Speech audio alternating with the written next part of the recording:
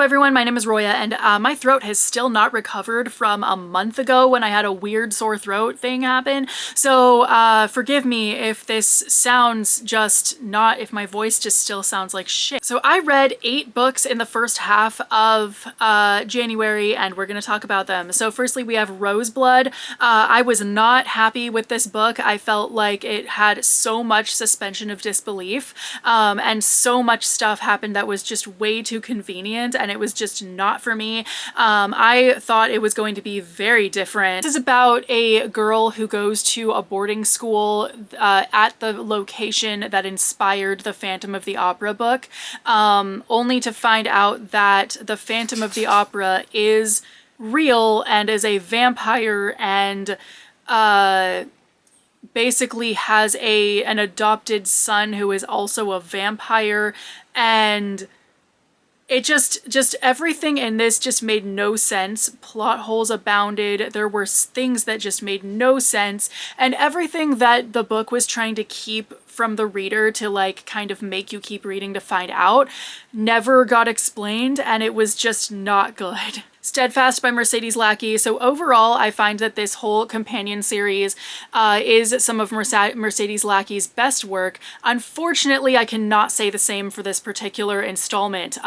This was a huge disappointment. It was way too short and to have any depth. It really just kind of explained, just kind of told the story of what was going on rather than showed us anything that was happening. And the only thing that I really liked about it at all was that there is a part where the male love interest who kind of thinks about how he always kind of assumed that women did have rights and didn't understand what all the hype about rights for women was until something happens to someone he is close to, and then he goes, oh, I see, women can't actually get out of this kind of situation easily and blah blah blah, like there's way too much stuff in women's way, and like something bad happening makes him realize that he was wrong about like, oh, but women already like have rights or whatever. And that was the only thing I really liked about this book, and even that is a very small part and is still kind of just told to us rather than shown through the story. Isabella Nag and the Pot of Basil. This was a very absurd, kind of silly type of story told in this like really silly way. It's like Hitchhiker's Guide to the Galaxy for fantasy or something like that, if you want to think about it that way, because like that's kind of the level of like silliness that kind of goes into this, where stuff is just kind of like there's no explanation as to why this is. It just is, and it's silly and all of that. And so this was really good. It was really fun to read. I did feel like some things were missing just because this is a shorter book. A Feather So Black, I really expected more from this book, but I still kind of liked it. This is the perfect example of a story that shouldn't have been romantasy. It should have been just fantasy without putting all the sexy bits into it because they just didn't fit. So this is a really good story actually of a changeling who actually rescues the princess that she was replacing. And so now that the princess is back where she's supposed to be, her own place in the world that she lives in is really unclear. So even though her mother, the queen, still kind of thinks of her as a daughter, she's not the real daughter. Like, even though the guy who the princess is supposed to marry still loves her, she knows that there's no, she's not the princess and all of that. So this was really good. It had I thought that idea was really good. But unfortunately, the sheer amount of gratuitous sex in this ruined it. Like, look how long this book is, and if you had taken out all the sex, this would have been so much shorter. And it was well written, I will give it that. It was, the sex scenes in it were really well written, but they were pretty much the same. So she does have 2 love interests throughout this book, and so there are scenes with both of them, but there could have been just 1 scene with each of them and it would have been fine. The vast majority of it was not needed. It felt really gratuitous and it was there for no reason. It didn't further the plot really at all. Her Radiant Curse, this is basically about a girl who is cursed with ugliness, like basically her face looks like a snake's face and all this stuff, and whereas her little sister is the Golden One, who is basically a prophesied like figure who is extremely beautiful, and people just can't believe she's so beautiful, so she's very sought after and all of that. So our main character has to save her sister from all these wrongdoers who are trying to get the prophesied Golden One to do what they want, while also dealing with all this stuff in all the ways in which society is stacked against her. And so this was really good. It did have a lot going for it. It was really action-packed. The pacing was good. The character depth was good.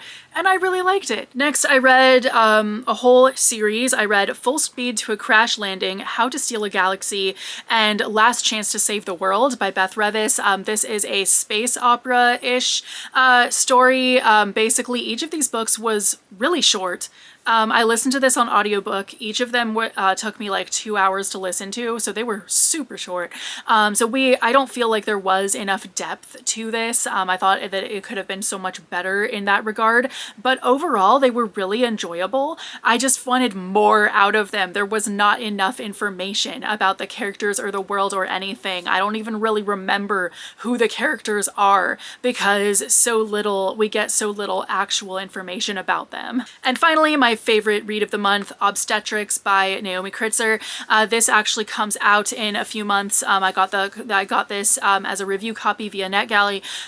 Naomi Kritzer is one of my favorite authors. I always read basically all of her books because no matter what she writes about, she just tells such a good story and gives us exactly the details that we need. So she just has a really good way of giving us the story that makes me just digest the absolute crap out of it. So this particular book is about a doctor who gets kidnapped by a cult because the cult needs an OBGYN, and basically she's meant to be the doctor for basically everything in the whole cult, but the only healthcare that anyone really seems to be that interested in is this pregnancy going well? Can this woman get pregnant? And like any postpartum stuff. Like basically the vast majority of her patients are just anyone who's pregnant. And she does have, like, the children have regular exams, but like the men don't even come to her for anything unless there's an actual like problem, because it's like the only healthcare they care about is like people's ability to be pregnant.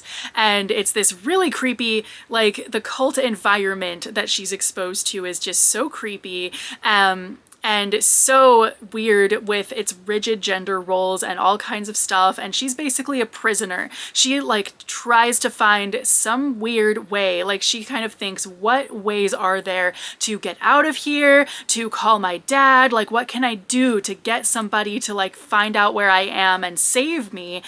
Because this is not cool. And what's being done to these children, getting married off as young as 14 in this cult, that's not cool either. Like, that's creepy. So she's kind of torn between trying to, you know, she has to treat these people and make sure that they're okay, because she's a doctor and that's what she does. She wants everybody to be okay, but then she also is literally a prisoner trying to get out. And I thought that this book was such a good commentary on just the way society works in general. I think that like the way that some people try to go with like really rigid gender roles and think that that's what gender should be, or the ways that at the end of this book, we find out that actually she was not the only one who was there unwillingly. She was far from the only one.